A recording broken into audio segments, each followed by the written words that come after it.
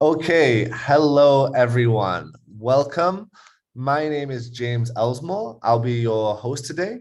I am the CEO of Island Innovation, and we are thrilled to be partnering with the Residency Malta agency to be talking about their remote work program, what Malta has to offer, and why you should go. To start off with, I'm just going to share a poll. I can see everyone already introducing yourselves in the chat, which is fantastic. But please do go ahead and answer the poll so we can hear a bit more about who you are and where you're joining from. You can see that we already have over 100 people here. We had over 1,000 people sign up so far. And also people who are going to be following us on LinkedIn, Twitter, YouTube, and Facebook, where this is being live streamed. So great to see so much interest. Before we get started, just to let you know, Island Innovation, as the host of this, we're a global network that promotes sustainable development on islands. And I'm really happy to be hosting this as myself, a self-proclaimed digital nomad and entrepreneur who has lived and worked in many different countries around the world. And it's great to see that Malta is offering that opportunity for people looking to move there and work there. And so we're going to have a series of presentations from people about different aspects of Malta, some digital nomads who've moved there to set up their own businesses and can tell you about why they chose Malta. And then finally, there'll be lots of opportunities for Q&A at the end. So if you do have questions, please put them in the Q&A box. It's separate to the chat box, and that will allow me to more easily find and see them. If you put them in the chat box, I might miss them. So any questions for the end, for the last 30 minutes, go ahead and you can ask them at any point in the Q&A, but feel free to use the chat box to share a bit about what you do, why you're here, and make any comments or share any ideas throughout the presentation. Okay, I'm going to end the poll now and just have a look. I can see we have about a third of people joining from Europe, another quarter from North America, quarter from the Caribbean, and then others from Africa, from Asia, from the Pacific, South America. It's a real global audience. And in terms of the types of industry that people are joining from, a real range, people working in the environment, in finance, in tourism, hospitality, innovation, marketing, and other. Feel free to tell in the chat if you're other or what you're doing. Would love to know kind of your experiences as a remote worker or digital nomad and what it is that would interest you in Malta to move there. Okay, well, we've got an idea of who's joining and what's happening. I think it's now time to move to our first speaker. So I'll invite her to go ahead and turn on the camera. Karina Demek is the marketing manager at the Malta Tourism Authority.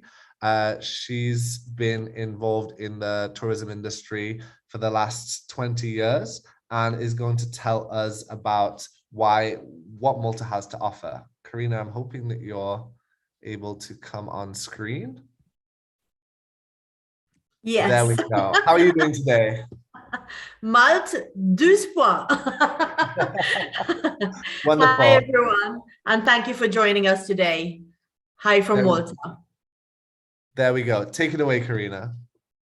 So I have a very brief presentation today, and I'm basing myself mostly on visuals because we want you to see the best that Malta has to offer.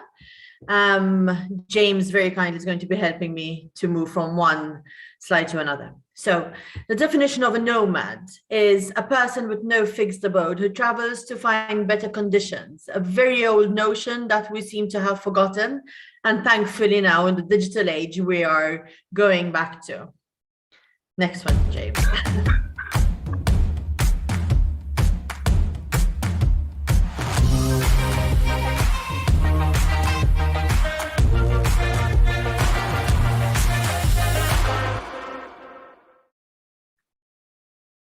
Next slide.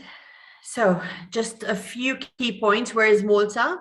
Tourism and the economy, for those especially in the tourism industry to understand the value of the industry to the island, and a bit about us. Next slide. Next slide. So I'm sure you've done your research, but we are bang in the middle of the Mediterranean, which has historically given us always a lot of importance.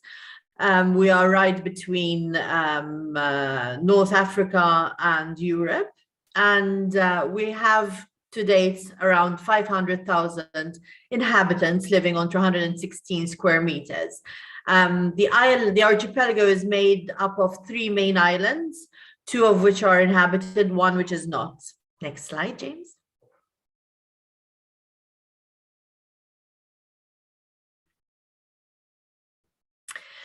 So Malta, as I mentioned, is the largest island of the archipelago. It is the cultural, commercial, and administrative center. So all parliament and all administration is held from Malta, but obviously Gozo holds representations of each government department. Next slide, James. Gozo is the 2nd largest island. It is definitely more rural than Malta is. We find, in fact, that many digital nomads that come to Malta gravitate towards Gozo because of mainly the outdoor life, which is much more present in Gozo, even though it is available also in Malta. Next slide, James, please. As I mentioned, Comino, which is the uninhabited island in Malta, has 1 hotel, which is currently closed, but will be opening in the coming years as a fully sustainable eco hotel. One of the most famous sites in Comino is the Blue Lagoon. As you can see, very crystal clear waters, great for hiking, for diving, and camping. Next slide, please.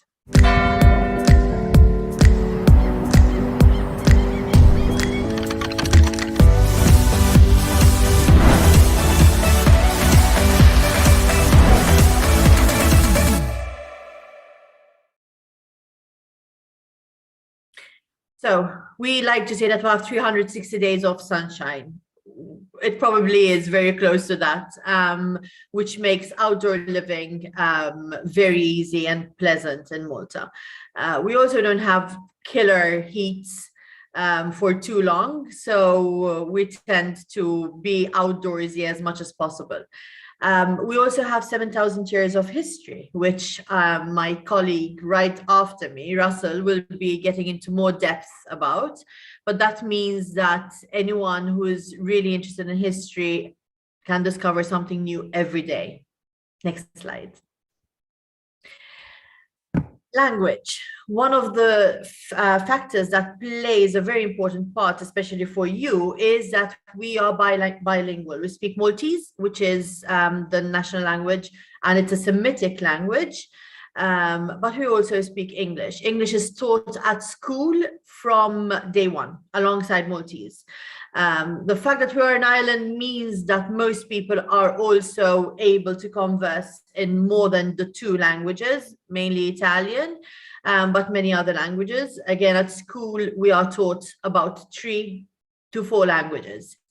So communication is very easy in Malta, even for legal documents, which is important to note. Most businesses is held in English. Next slide, please. This is again more information about the language. Mentioned it's a Semitic language, so written in Latin characters. Interestingly, we are a Roman Catholic, mainly Roman Catholic nation, whose name for God is Allah. So there's a dichotomy of a very interesting dichotomy. Next slide, please. Connectivity. As I said, we are bang in the middle of the Mediterranean. So the furthest flight we have is about 3 hours. We are connected to all major cities in Europe and not Europe. So you can discover the rest of our neighbors, or you are very close to home anytime you want to go back for a visit. Next slide, please. tourism and the economy. This is very short, just for some information. Tourism makes up 11.6% of our GDP and rakes in 13 million a year. So it is our main source of income.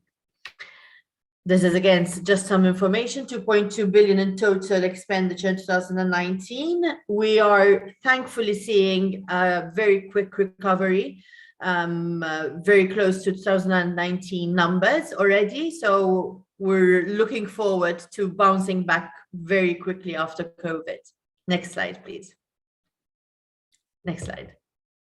So these are the pillars that we base our marketing on. Mainly it is sunshine, sky, and sea.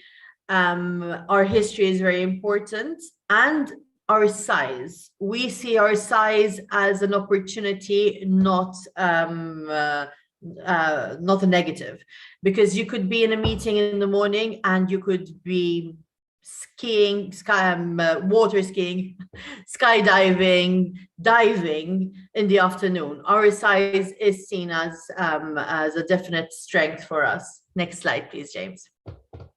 Next slide. So now you're going to see a number of videos that that will explain some things that you can do in Malta and the locations in Malta. Please go ahead, James.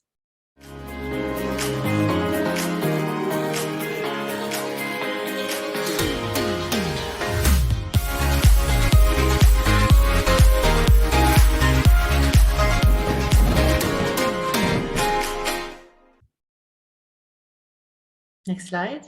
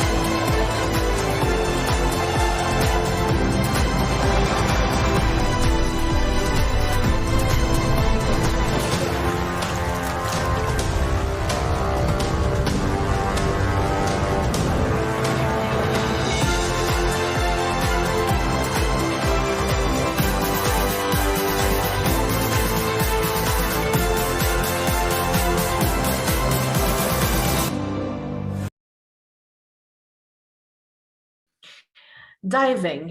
Diving is a very, very important industry in Malta. We have over 80 dive sites, ships and creeks and caves. The Heritage Malta, in fact, have a number of historical dives, which Russell might mention. It is important to note, especially for those who are interested to travel with family, that in Malta is the only place you can get your paddy at 10 years old. So it is a really interesting activity to do with family, especially. Next slide, please, James.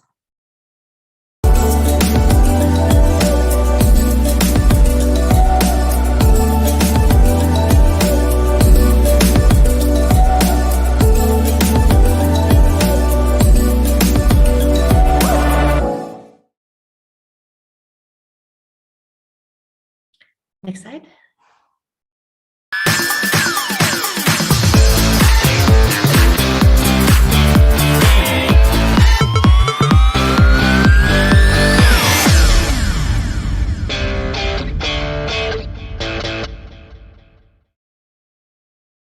So those are some of the outdoors activities you could be doing. Sorry, I'm rushing through because I think I'm through my 15 minutes, James. Family travel, next slide.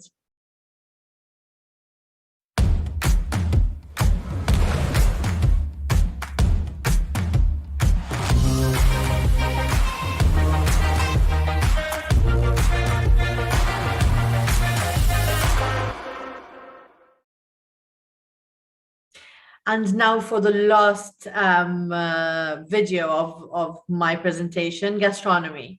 Malta has a very rich history with gastronomy. Don't forget, we were the gateway between the North Africa and Europe. So a lot of ingredients that were introduced to Europe first made it to Malta, including spices, etc. We have a very long history with gastronomy. And since 2019, we've had the Michelin Guide in Malta with 5 one-star restaurants already in a very difficult period. So this is my last video. James, go ahead.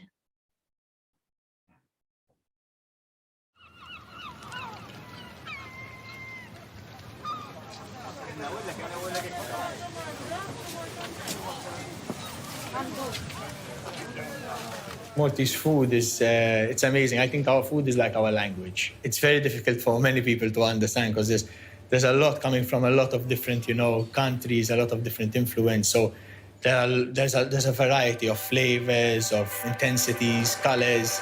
There's a lot to understand. Many people know very little about traditional Maltese food.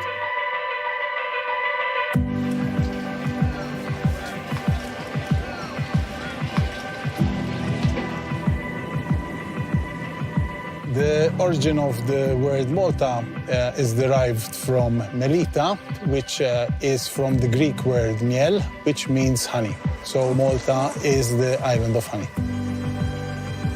The taste of our honey is an explosion of tastes coming from the plants. It is something unique. It's Malta in a jar.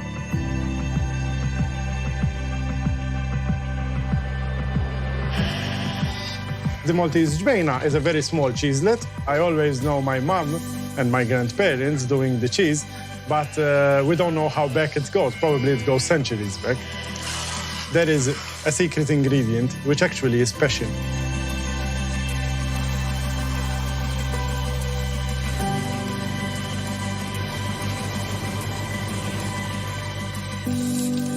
You're in bakery, which is since 130 years in family hands. We are doing the traditional ftira. It is filled with Spain cheese mixed with eggs, some pepper and potatoes, and then closed with a bread dough. You have the bread, you have the cheese, it fills you up, it makes you happy.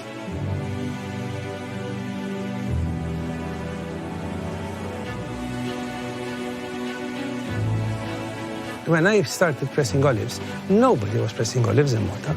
And one fine day, I had an old man coming over and he says, "Will you press my small olives?" And I said, "Yes." "What kind of olives are they?" And he said the name was Bidini. The trees he brought these olives from are so old that if they could speak, they will remember the arrival of St. Paul in Malta. The taste of the Bidini has a strong, beautiful smell of a Maltese garden. When you have it, you salivate so much, you become addicted. It becomes something which you can't live without.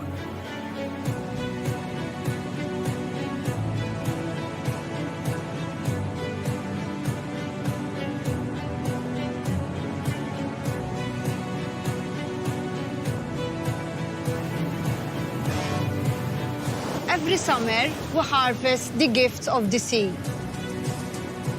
This type of salt, it's the best because it's just pure, just seawater and the sun, which does the magic. I have very beautiful memories here. I used to come every summer with my parents, witnessing them harvesting the salt.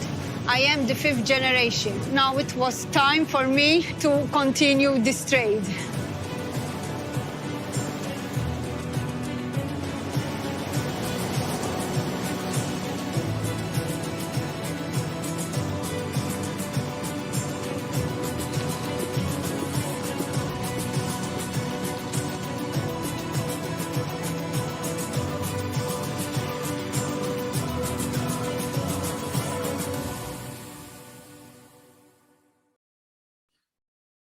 Thank you very much for your intention and hope to see you in Malta. Amazing. Thank you so much for that, Karina. I think what that really gives us all is an idea of the confluence of cultures that Malta has to offer. So I was trying to keep up with some of the messages. We had nearly 100 messages come in and at least 10 questions already. So lots to discuss, and we'll make sure to cover as much of that as possible in the Q&A. But now I'd like to move on to our next speaker. And we'll be talking about Malta as a cultural experience. And so Russell Muscat is the International Relations Manager at Heritage Malta, and he is going to be telling us more. So Russell, over to you. First of all, thank you for this invitation, and I hope that we all see you here in Malta as well. So let me share my presentation.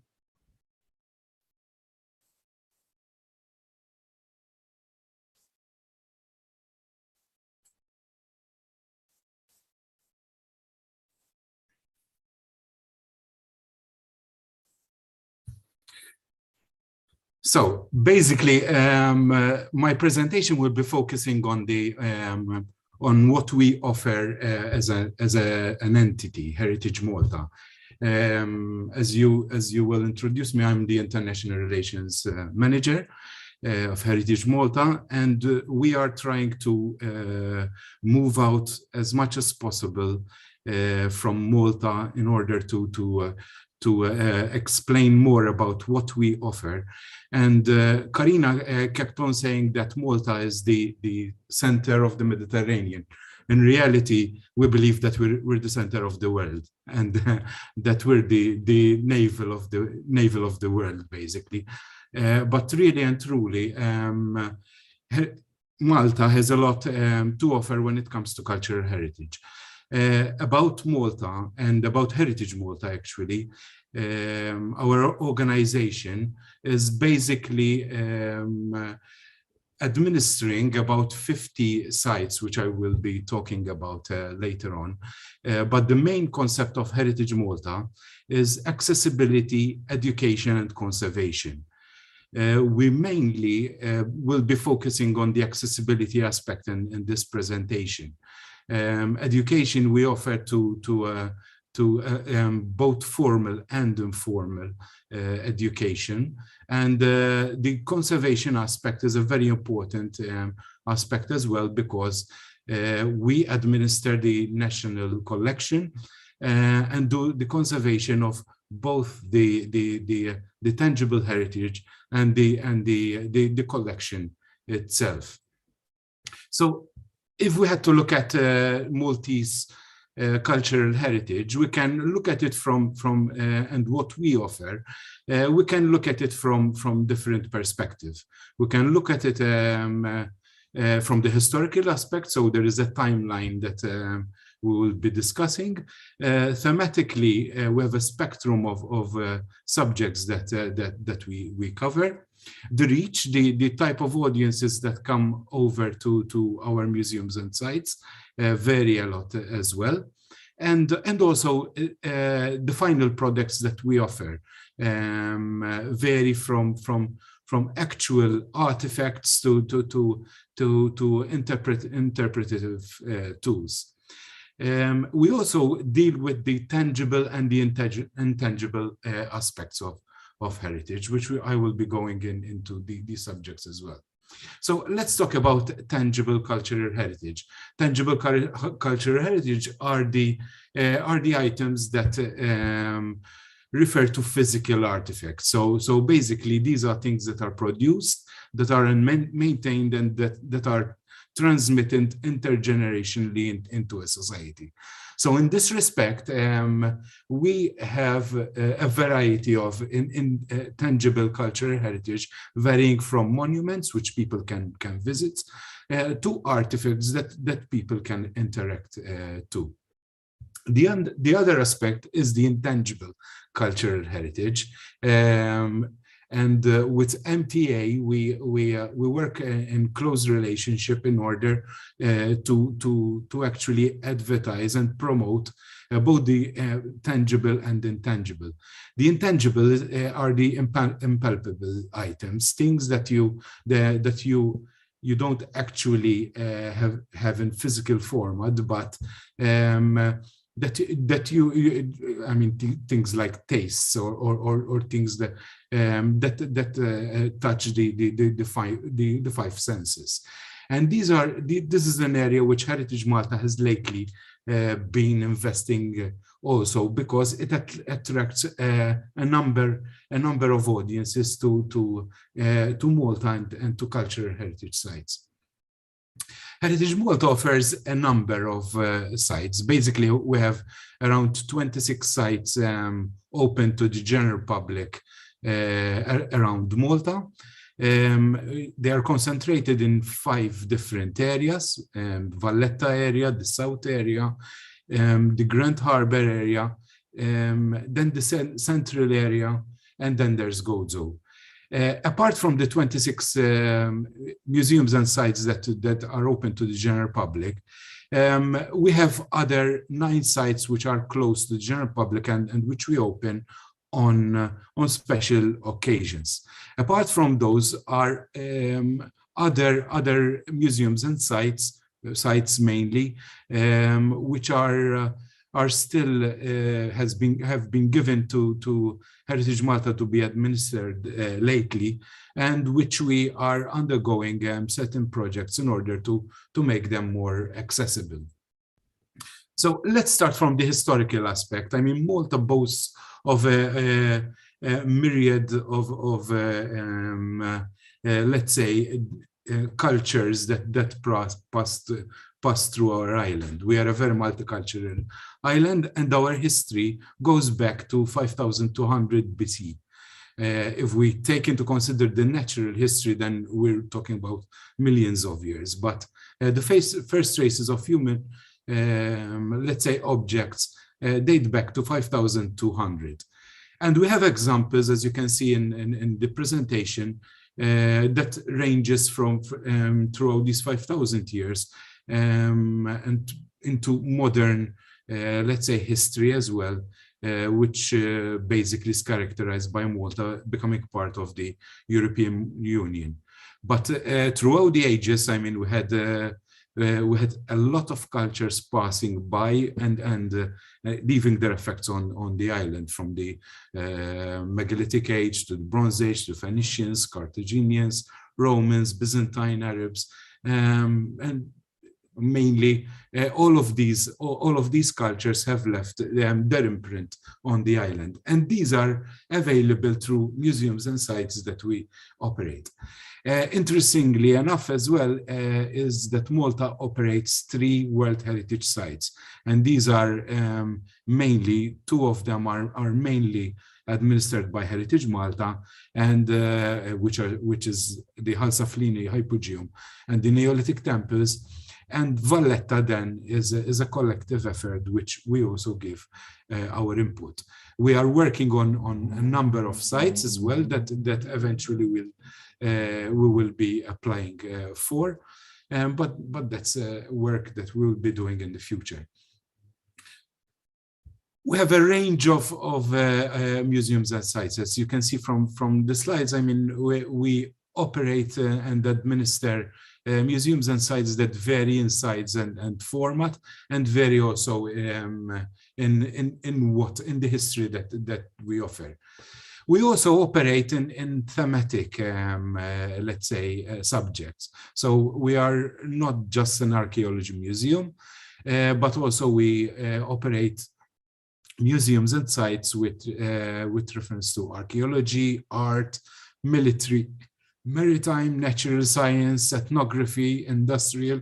And as Karina has said as well before, we are now into the underwater world as well. And we can offer, together with MTA, we offer accessibility to certain sites that are underwater. Certain other sites are not necessarily open to the general public because of conservation issues. So as you can see from the slides over here, we offer a variety, let's say, of subjects that could interest anyone. How do we offer these? We can offer them through a physical format. So basically, we are changing, not just opening our museums and sites for people to visit, but also the way people interact to these sites.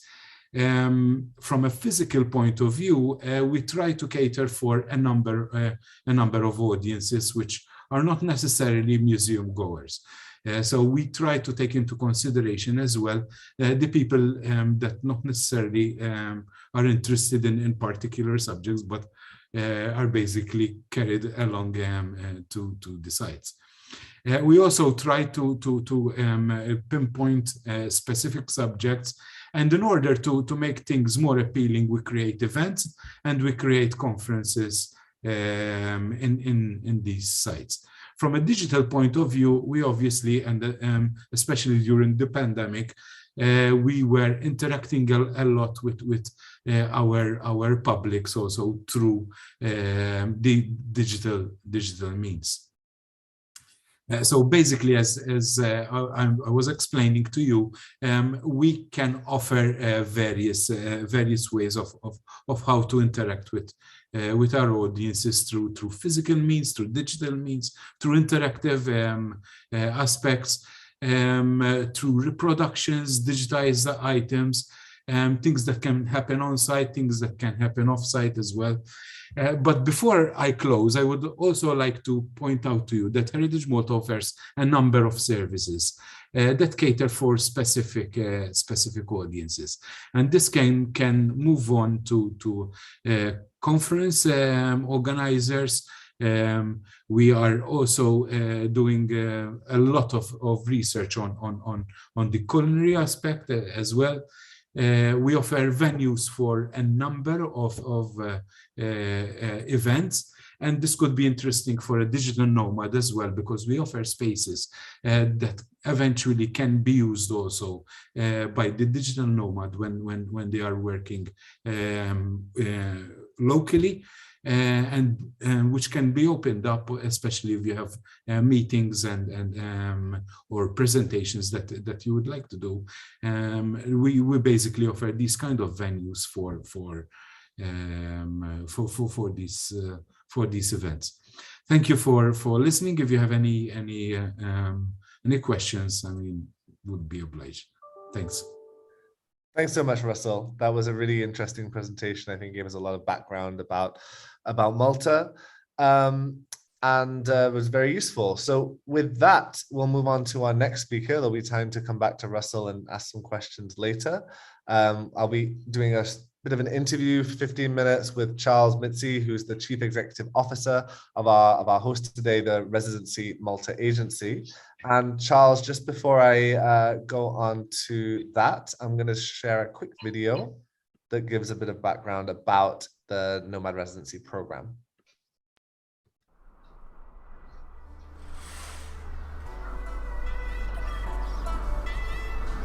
The way the world works is changing.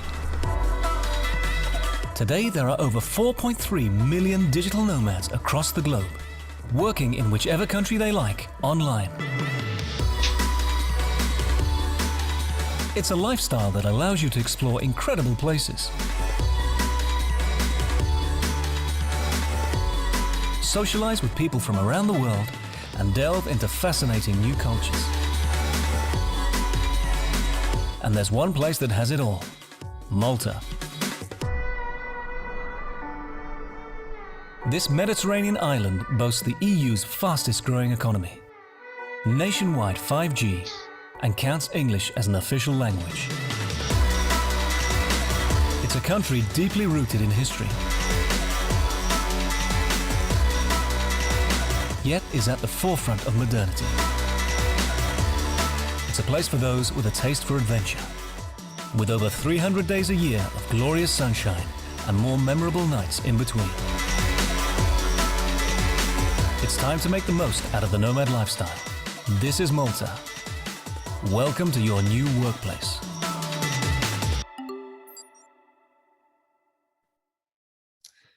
So, Charles, glad to see you here. How are you doing today? Fine. I'm doing actually fine. I'm enjoying listening to my colleagues here talking about our lovely country.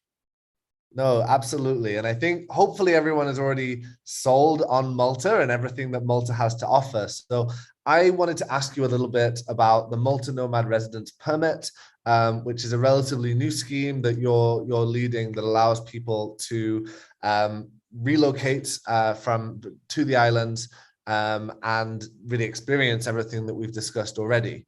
And so one thing is there's been a lot of these permits that have been offered by various countries around the world. And I'd love to hear from you why people should consider the program in Malta as one of the top remote work visas available. My colleagues, Karina and Russell, have made my life a bit easier today because they have explained very well what our country has to offer. So I will not really go into a lot of details because I think everyone has got a good grasp of Malta is all about. From our perspective, what I can say that possibly differs us from competition is perhaps the quality of the service that we provide to prospective applicants. We are quite flexible and efficient in the way we process applications. We commit ourselves to give a reply within 30 days, and I can proudly say that over the last 8 months since we've launched the program, we have always met our, let's say, obligations, and we have provided feedback to applicants within that time frame. Obviously, the Nomad Residence Permit has its advantages, mainly in the fact that it offers applicants the flexibility to even go around across the Schengen area during the period they will be holding that permit. Because we do understand that digital nomads like to travel a lot. They don't stay in one place for a very long time. So every so often they would like to go and visit another country. So our permit gives you that flexibility. They can travel around across the Schengen area without the need of a visa.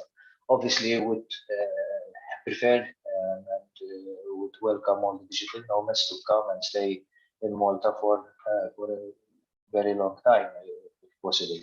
But we, at the same time, we are very realistic, and we have devised a program which offers them this flexibility. Okay, absolutely. So you maybe answered some of this, but I'm curious to know who should consider this. I mean,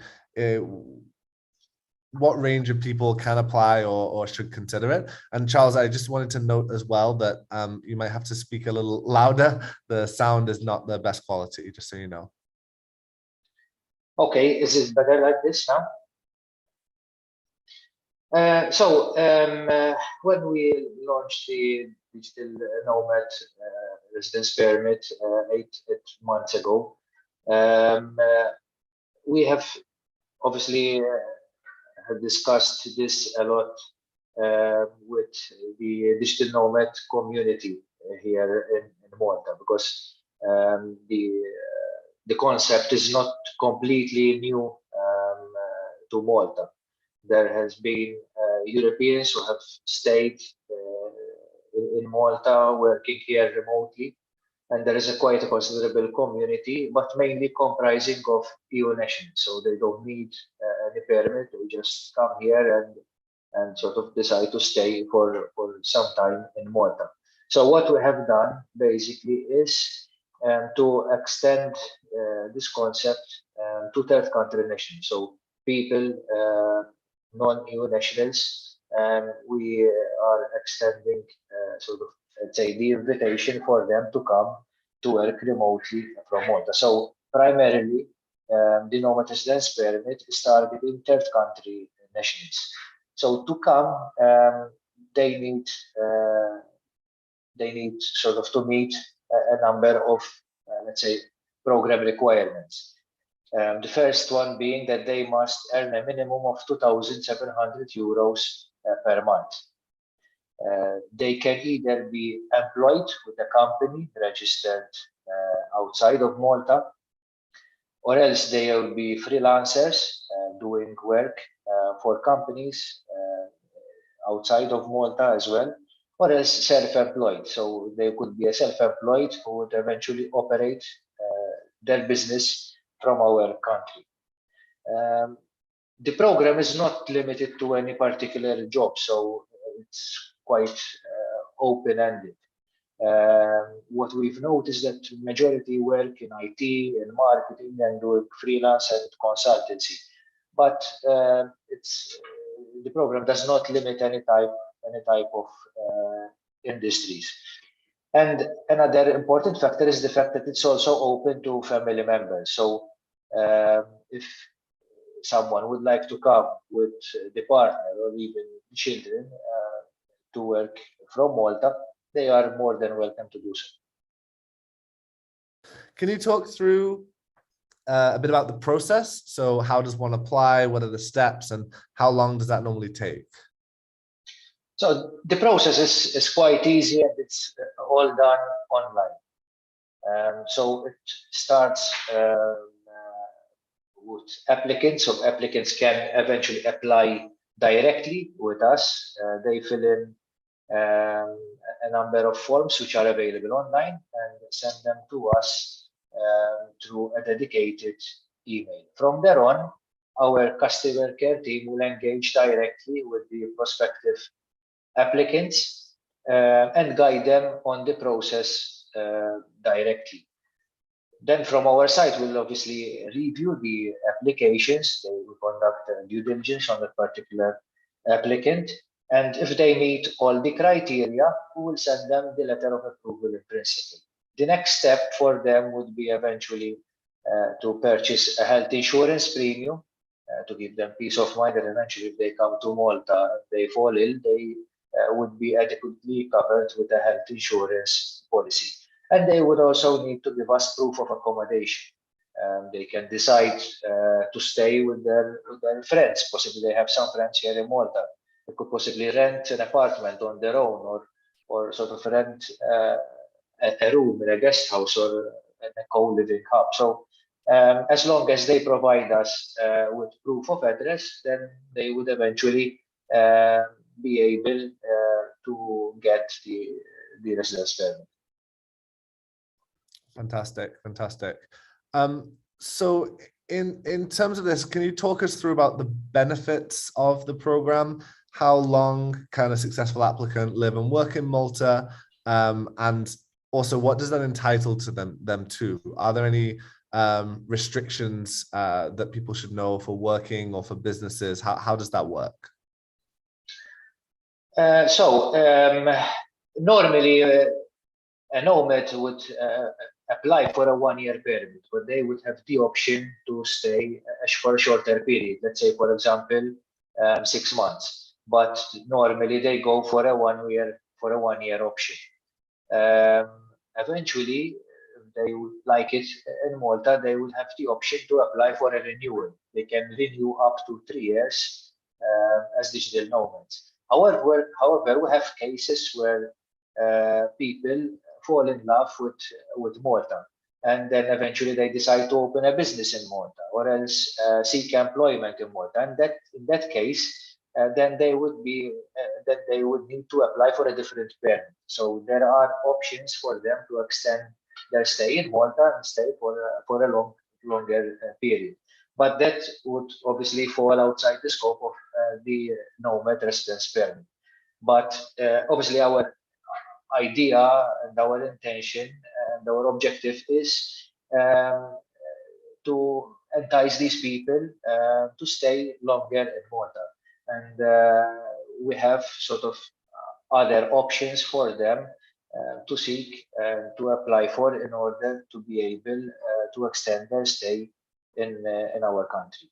When it comes to the benefits, obviously they would have the right to reside in Malta for that period and work from the comfort of their own accommodation or even from outdoors, because they can practically work from anywhere, even from the beach.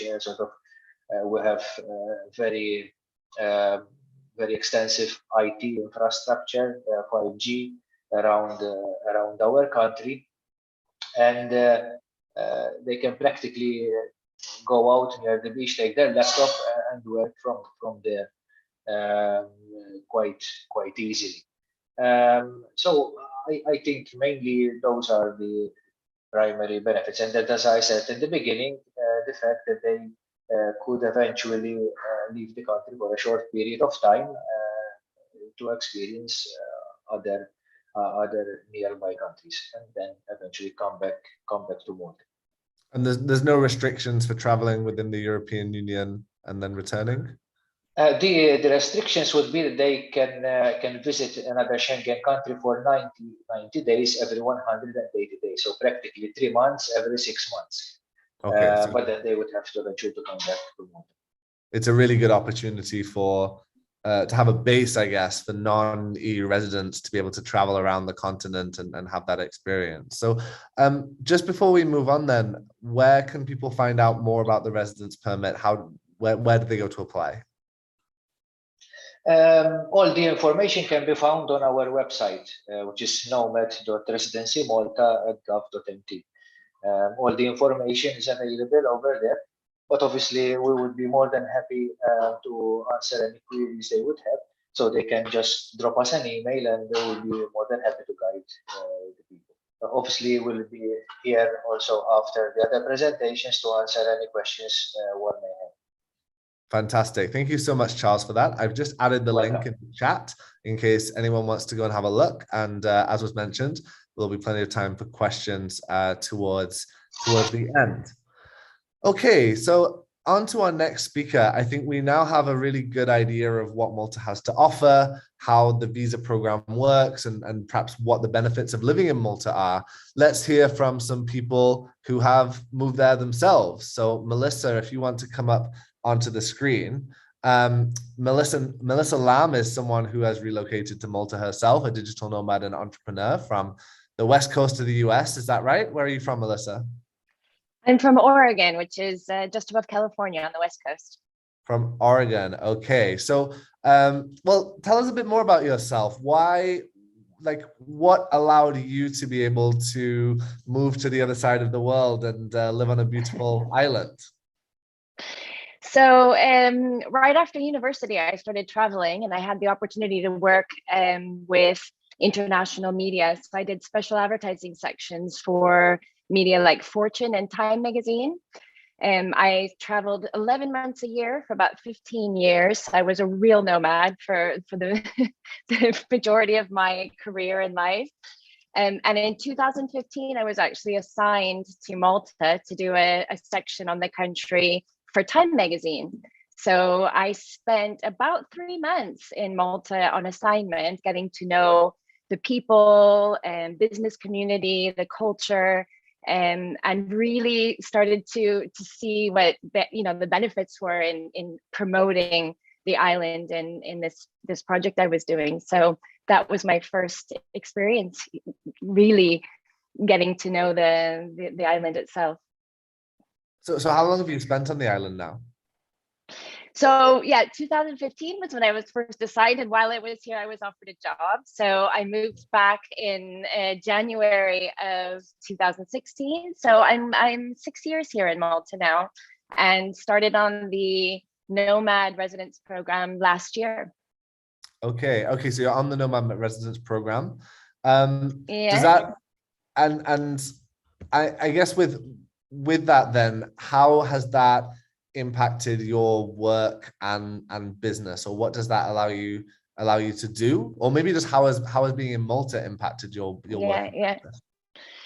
Well, so first of all, just to say that the Nomad Residence Permit, which is the permit that I'm on now, was the perfect fit for what I need to be able to do. So I had been living in Malta on a contract employed by a local company, and that was really fantastic. And I loved living here, and I'm very much established here.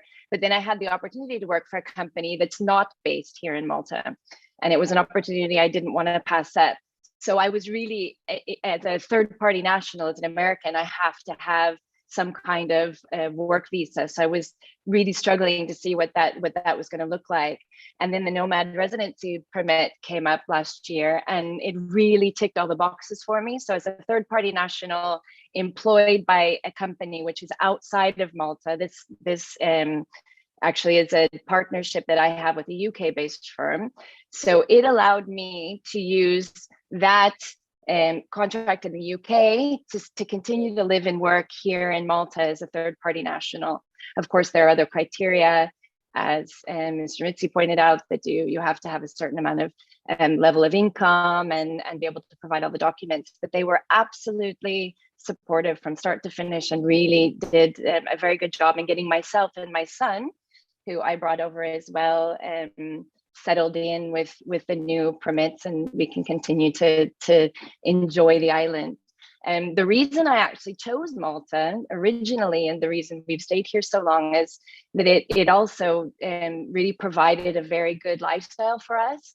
So, you know, they've mentioned it's in the heart of the Mediterranean, but what that really means for an island is it's a very safe place.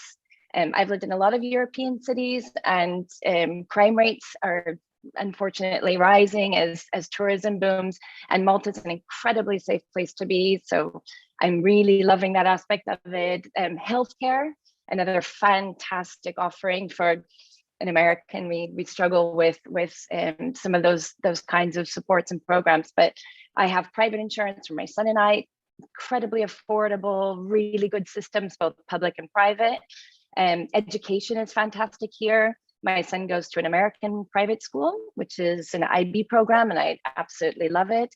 English is, obviously bilingual culture. English is readily communicated. Laws are in English, signs are in English, menus are in English, everything's in English. So everybody understands that it really is, English as a first language here. And then just the infrastructure and ability to be able to do business and set up and continue to run. It attracts a lot of international people. So there's a lot of networking. It's very close in terms of communication to other European cities or international cities. So, I mean, really, as an overall offering for lifestyle and business, it's been a fantastic place for us to settle down into and to live in. So I'm really enjoying it. Absolutely. One thing that has come up a few times is people with kids. So I'm wondering if you don't mind mentioning, you said you have a son and you moved there. And so how is that? That's a big difference, right? To move with a family as opposed to on your own. Yeah.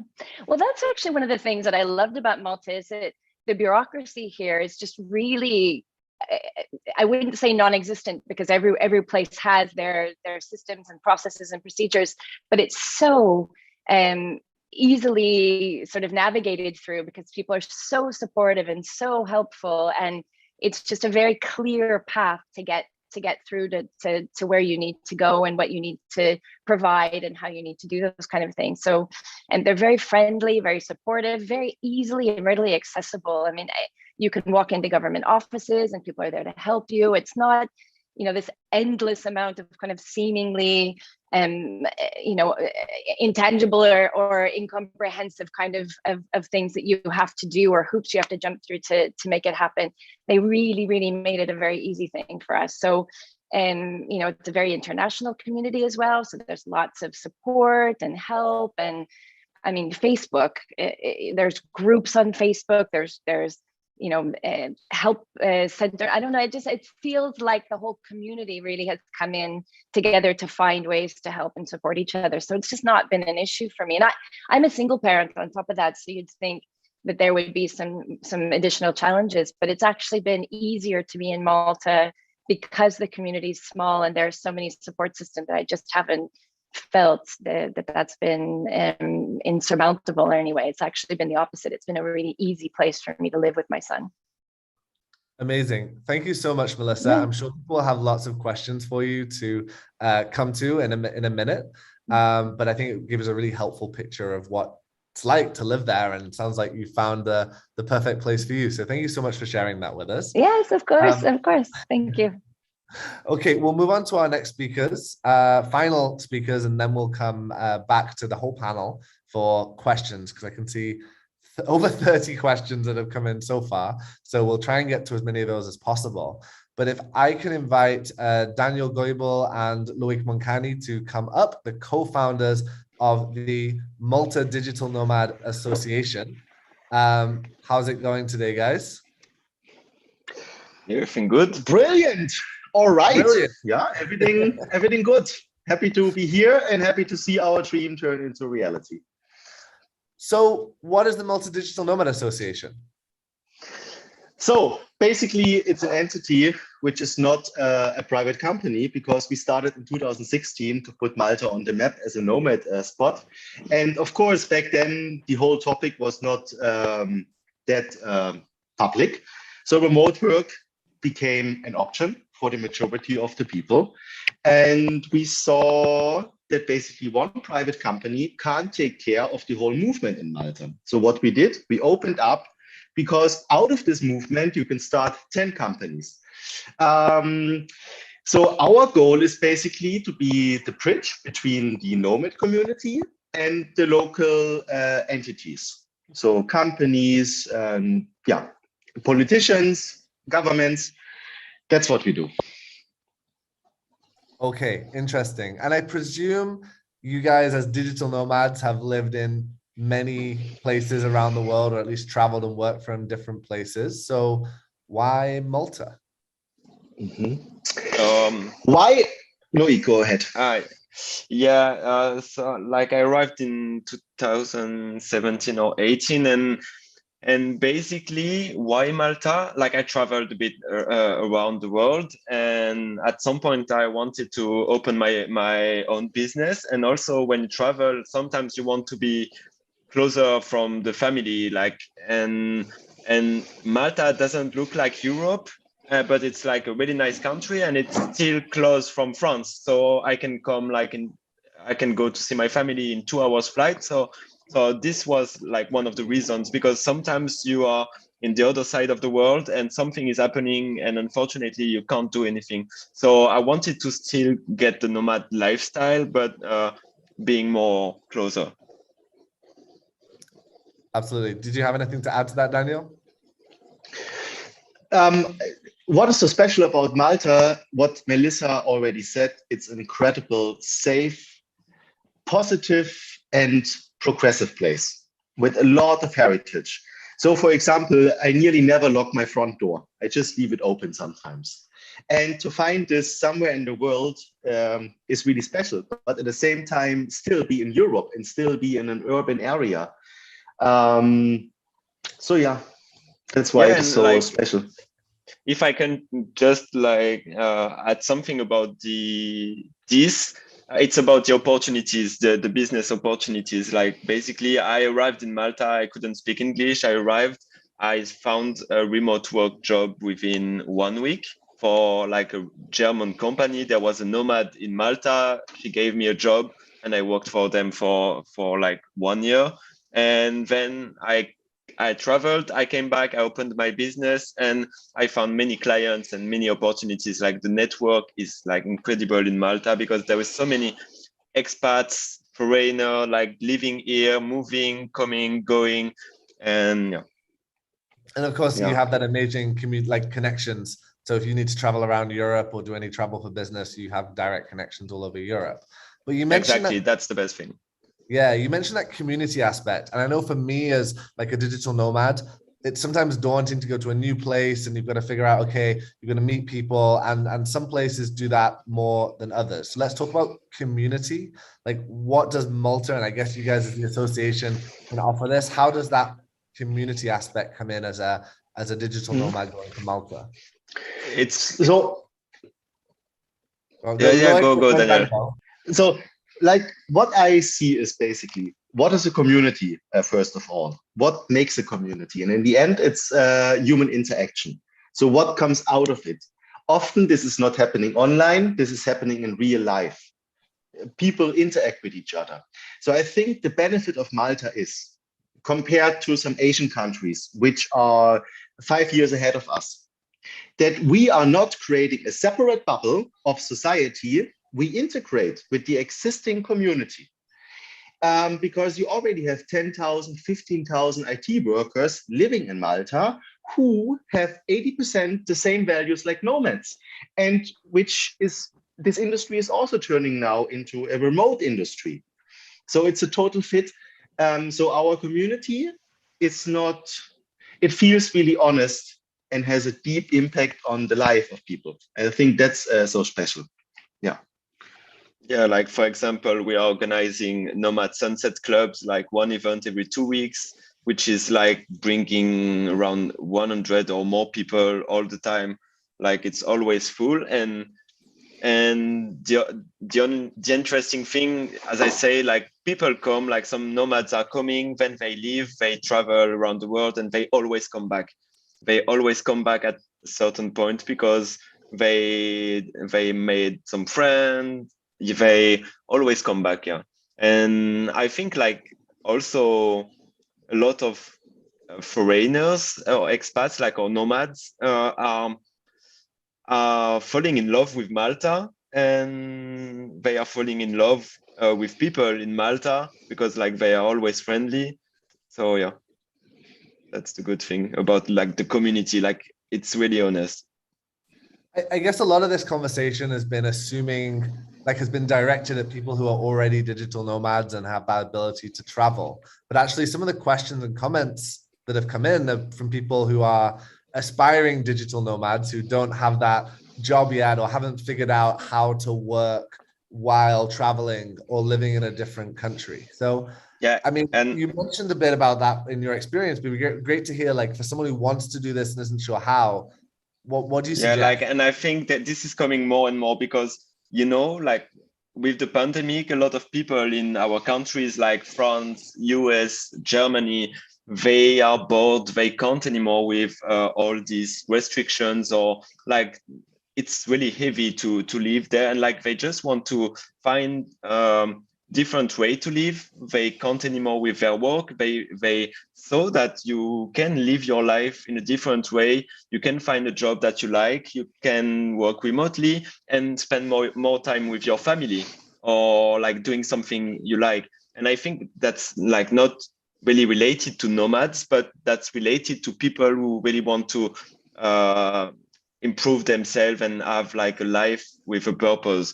And so now they are all looking for a remote job to get started in real life, which is not only working. And also, let me one aspect here. I think the term digital nomad is a marketing term. This will fade away in the next years. So of course, this movement was always super extreme. We welcomed nomads, we lived with them, and they are the pioneers.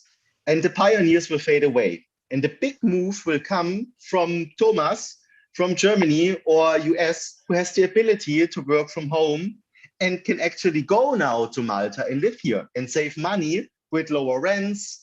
And this is where the big breakthrough will come to. Of course, in a moment, we talk about digital nomads, that's still the term, but the driving factor behind is remote work.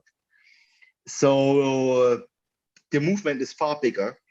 Yeah. Absolutely. So just before, I have one more question for you. Just want to remind all of our audience that this is being streamed on social media. You'll find the links in the chat, and feel free to share the link on Facebook, LinkedIn, YouTube, or Twitter. So you can see it on all of those platforms. But also the recording is going to be available. So if you want to share this, I know a lot of people have been asking for a copy. We will be sharing the recording afterwards. While you guys answer this question, I'm going to ask the rest of our speakers to come on, and then we'll go straight into the Q&A. But a lot of people are asking about the cost of living finding an apartment, these kind of practicals. I just saw, just as I asked that, Alison's just put in the chat, how's the cost of living? So everyone wants to know, maybe how does that compare to living in other parts of Europe, and how is it to find accommodation, for example?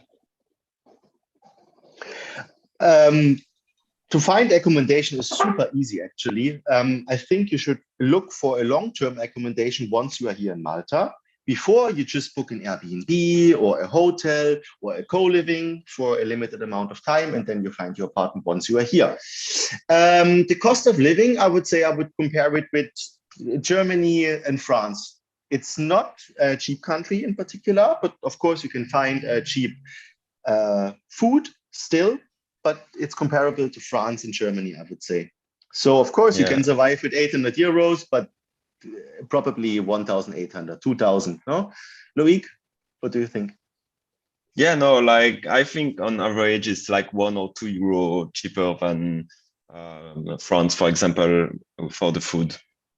Yeah, but on the other hand, you have really cheap public transport, which is really well working. So you can use a car, to use a ferry, to use a taxi. You have free public Wi-Fi, which is a good thing. Mm-hmm. And also like, yeah, the health insurance, there is plenty of nice things. Yeah, you can have a coffee by the sea for €1.40. So it always depends, but you can also go out for dinner and pay €50 for a meal. So it's not the cheapest destination, but it's also, if you're coming from London or no other big cities in Northern Europe, then it's going to be good. And you have the benefits of living in Europe and all this high standard of living that you mentioned, which is really great. So I can see our whole panel is back on screen. So welcome, everyone. We've got just over 20 minutes now for discussion. And I'm going to jump back and forth between some technical, practical questions that people have, and also some lifestyle, the fun questions too. So thank you, Daniel and Loic. Really appreciate your insight, and I'm sure we have going to hear some more from you in this discussion. There's a lot of speakers, so if I say something and you want to come in, just give me a wave on screen. We don't have a more technical way of doing that, so just give me a wave and I'll call on you, so we're not all speaking at the same time. I have a question about insurance. I know this is a requirement. Maybe Charles, this is a good one for you to come in on. I guess health insurance is the obvious one. I know Malta has a good healthcare system, but it is a requirement. Can you just comment some more on what insurance people need to have, and maybe give some rough ideas of prices that's necessary? So basically what we ask for is a health insurance and medical insurance, so that sort of you can eventually avail yourself of both public and private healthcare system in Malta. The health insurance, obviously the premium price depends on the age of that particular applicant, but from what we see, on average it costs somewhere between 150 to 250 euros per annum. Obviously it depends on the cover provided, but I would say on average, let's say 200 euros per annum, you would be covered. Okay, that's good to know, because that question has come up a lot for people here.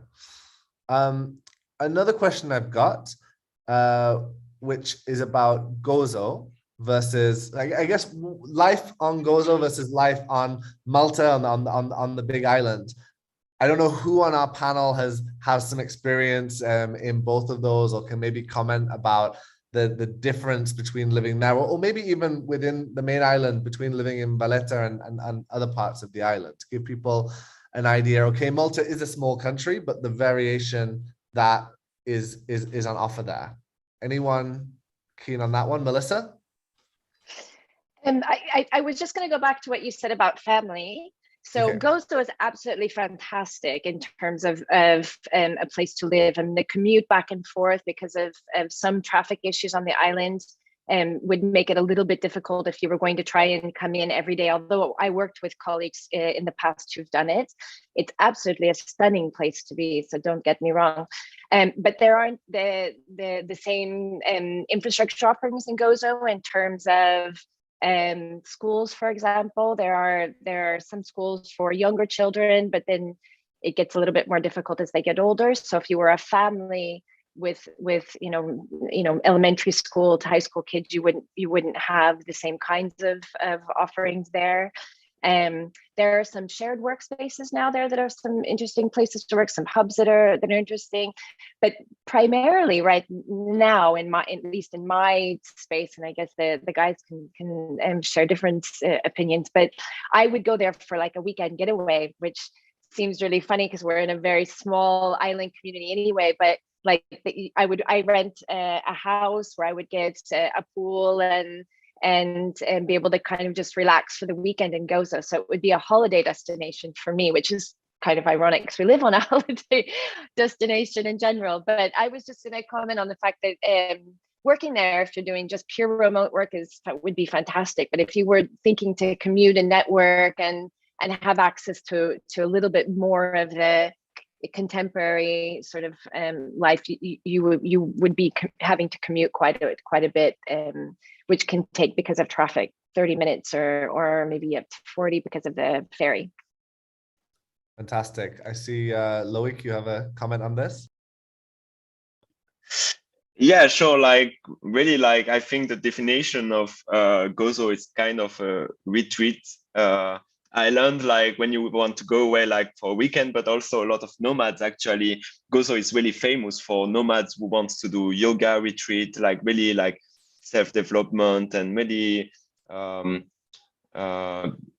like in Gozo for this kind of retreats, yoga therapies, like renting a house with friends or like doing a pop-up co-living. And just like to share an experience we had with nomads back in like 2 or 3 years, like with the community, like we went sleeping under like a 2,000-year-old temple in Gozo 2 years ago with like a lot of nomads from US, from different countries. And it was like a huge experience for all of them, like under the stars in Gozo, just camping. And like, it's providing a real good experience when you can see like all the sea around you in 180 degrees. It's crazy. Like you can see so many beautiful things in Gozo. Amazing. I just wanted to let everyone know there's a lot of questions coming in. I'm not going to get all of them, but our team from Residency Malta agency are actually typing in some comments. So if you asked a question, I can see that they've been typing in some answers as well. And so we'll try and get you answers as many as possible, but also we'll put a link in the chat, an email in the chat as well for the agency team in case you have any follow-up questions afterwards. Karina, I want to come to you in case you have anything else to add about Gozo, because I know you mentioned it, but also about maybe for people interested in exploring the wider region. You talked about air connections, and maybe you can comment a little bit more about how people can connect from Malta and use Malta as a base to explore the wider Mediterranean region as well. Well, regarding Gozo, I do agree with Melissa. Depends greatly on the nature of your work. If you are totally independent, needing very little but a Wi-Fi connection, then yes, I would say Gozo is especially if it's family. It's greener, more chances for outdoor activities, and for those who are looking for it, there's still a very strong village life. So, you can live in a village, go to the village bar. In Gozo, you very quickly become a local. So if that is what you are looking for, then Gozo is really the place to be. The same can be said about a lot of smaller villages in Malta. You mentioned, is there a difference between living in Valletta or Slema or other villages? It all depends on the experience you want to have in Malta. If you want a very metropolitan, busy, always something happening, then yes, Malta, yes, Slema, St. Julian's, Valletta area. But if you want something more authentic, if you really want to slow down your pace, then it's villages or Gozo. Or try camping in Comino on a permanent basis. Regarding the connectivity, it's not only air. We have also sea connectivity with Sicily. as Melissa mentioned, and Loic, I think, a lot of Maltese vacation in Gozo. A lot of them also have vacation homes in Gozo, but we also vacation a lot in Sicily because we are so close. It's a 2.5 hour fast ferry to Sicily. So, and from then on, you can be on mainland Italy, but we are really close. So anyone who wants to travel extensively, even for shorter periods of times on the weekend, so you're working all through the week, but on the weekend you want to discover the Mediterranean. Our connectivity is really, really good, and you can be very quickly in a new destination. Thanks so much, Karina. I appreciate that. I wanted to come back. Daniel and Loic commented a little bit on this. Maybe other members of the panel also have some comments, but someone who's coming but also wants to be able to make business connections. We've had this question in many different forms. Some people asking about cryptocurrency, some people asking about risk and compliance, insurance, environmental services, all different sectors that people work in. And it would be interesting to know, I guess, from the business or professional perspective, what opportunities people might have to meet other people in their sector, both other nomads, but also in the Maltese business community, which I think is important. Anyone want to comment on that? Daniel? Unmute, please. Yeah, perfect. So I can, because this is what we do, connect people. I think the opportunities are enormous in Malta. Malta has a lack of great talent like the whole world has in the moment, no? So whenever you come here, actually the opportunities are bigger than we have talent here. So it's really easy to get a project and you just execute this. And what I find so special about Malta, that networking is so easy. I can be with everyone in the room, no matter which social status they have, we are all equal. Or just like there are 2 or 3 levels of society. In Germany, we have 10 levels of society. So I will never speak to this one CEO, but here in Malta, we are all in the same room and there is no outer shell. So this is really special about Malta. No matter how much money you have, we are kind of all on the same level. And we call ourselves by the first name, which is really special. So everyone calls me Dan. And this is a great setup to do business. So we approach it like human first, and to have a casual environment where human connection can happen, and out of this business develops. So we don't put on our suit and meet for a business meeting. That's not the way we do it in Malta. This is not what we see. Loic. Yeah, and just to add something for the people who are into like really business startups and like reaching for investment, like Malta is the best place to test out a product, because like the market is small. You have like a size which is like enough, like in order to get data, and that's why a lot of entrepreneurs are coming to Malta to test out products. So they are launching their application, their startup ideas. They might get funds because of the network. There is a lot of investors from different countries, and then like they scale in big countries, or like that's really nice to test out a business idea. Anyone else like to comment on that topic? I would just add that that Malta is very innovative in terms of the sectors that is attracted to the island. So I've worked in iGaming, and there's e-gaming, there's the sports betting and casino sort of business. They've attracted the cryptocurrencies, blockchain. I've been in finance with credit cards that facilitates corporate negotiations. I've worked for cybersecurity. I mean, it really, there are a lot of industries which are the nomad traditional sort of corporate industries that you would be able to get involved in. And it's a country that embraces new initiatives, as was mentioned earlier, startups. There just isn't any sort of limitation to what they're open to.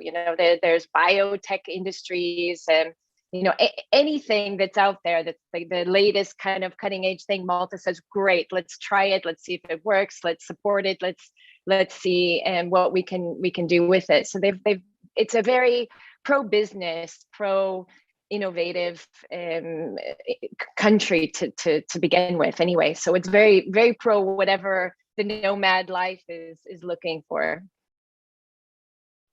And as the CEO of a company called Island Innovation, I'm very happy to hear that our philosophy that islands are innovative hubs for business is true. Thank you. I think those experiences that you've shared are really fantastic. One of the other things, and a lot of people here are from the Island Innovation community, we exist around innovation and sustainability. And so questions on different aspects of sustainability are coming in, and I'm wondering, we could go in various different directions with this. So I'll be very interested more broadly to know about any sustainability initiatives that you all might want to comment on or share that you've seen on the islands taking place. And I would also emphasize that sustainability comes in many different forms. Environmental is one, but we also need to think about social and economic sustainability to see how all of these things interlink. But one comment from me is that, I'll come to you in a second, Russell. But one comment from me just before is that I actually see that this type of nomad travel is a more sustainable form of travel than traditional tourism. And I think it's exciting to see that. And that's from the environmental perspective in terms of the air miles, etc., but also from how a nomad or a person staying long term can have more of an insight into the local culture and connect more with local people. And that ultimately the money that you're spending is more likely to go to smaller businesses and be spread more equally across society. So I do think that in general, the nomad and remote work movement is a force for sustainability as well. Russell, I'd love to hear your comments about sustainability in Malta. In respect to what the other speakers were saying before, I think the sustainability issue is an important aspect. And me coming from the cultural heritage world, where normally you are talking about big money in order to do restoration and stuff like that, we started looking at being innovative in various ways in order to make ourselves a bit more sustainable. Malta being a small island, and obviously, I mean, the audience base is not that big. We tend to diversify in the range of products and services that we offer, and tend to be a bit more innovative in that way. With the nomad residency concept, this is opening to the whole world. So yes, you can create niche markets over here, and given the size and also the connectivity of certain things, it's an ideal place to test case sort of your innovative subjects. I mean, Heritage Malta is not only offering, for example, it's not just opening the museums up to the general public, but we are going in particular, let's say, niches in order to offer innovative solutions. So if you want to come and do a conference in Malta, we are not just offering hotels, but we can open up historic venues where people can come and do a conference in. The culinary world, we are sort of teaching history through eating and tasting, and this is becoming a niche, let's say, product in itself, which then can be exported elsewhere. And I think it's the mentality of the island as well, which hinges on to what you are saying and what we can offer. I think that's a really interesting point. We've got 5 minutes left. I did see a question come through about registering a company or registering a business. If anyone would like to comment on that, maybe in the chat, that would be great. And Daniel, hang on, I'm going to go round and give everyone kind of chance to say their last last word. So if there's something that you're dying to say and haven't said yet, then please do use this opportunity to say that. So I'll go in the order that we spoke. So Karina, coming to you first. Any final comments or things that you want people to take away after this webinar? I just wanted to thank you all for joining. I was impressed by how many different countries you're all from. We are available. I see some of you have already added me on LinkedIn. We're available for any questions that you have, anything that you want to expand on. And again, hope to see you in Malta. Thank you, Karina. Charles? Basically, I would like to start thanking you for helping us organize this wonderful event. It has been very fruitful for us. I really enjoyed listening to all the speakers who shared their experience. I think it was the best advert for our country, listening to Daniel, Lloyd, Melissa. I think they speak very passionately about Malta. We hope that the audience liked this session, and we hope that we have entice them, and eventually they will inquire, apply for the Nomad Residence Permit, and hope that eventually we will welcome them in Malta very soon. Thank you, Charles. Russell? Thank you, and well done for a conference well organized. And I'm impressed also about the diversification of the nationalities that we're seeing on screen over here. Obviously, if anyone has any idea or would like to inquire about particular ventures in different, let's say, aspects. I mean, all of us are over here in order to give our support and also help you maybe get to the solution of what you're requiring. Thank you, and hope we'll see you in Malta. Thank you, Russell. Melissa? I would just say that for anybody who's really looking at Malta as a place for registering with the Nomad program, it's been an incredibly professional and facilitated, supportive agency with residency in Malta. It was from start to finish an incredible process. It was very quick and very smooth. So I really encourage people to contact them about the program, because I have nothing but positive things to say about it. And of course, going into 6 years living here in Malta, I can't say enough about what a wonderful place it is to live, work, and raise a family. So please come and enjoy Malta and join the Nomad crew here. We really, the more the merrier, really, is the philosophy. So thank you for organizing this, and it's been a pleasure joining you all. I love your enthusiasm for Malta, Melissa. It's great. Daniel, you were dying to say something. Yeah, I just wanted to talk about sustainability and the impact on society. So I think we are really passionate about our host countries. So we don't come here. We also want to give something back.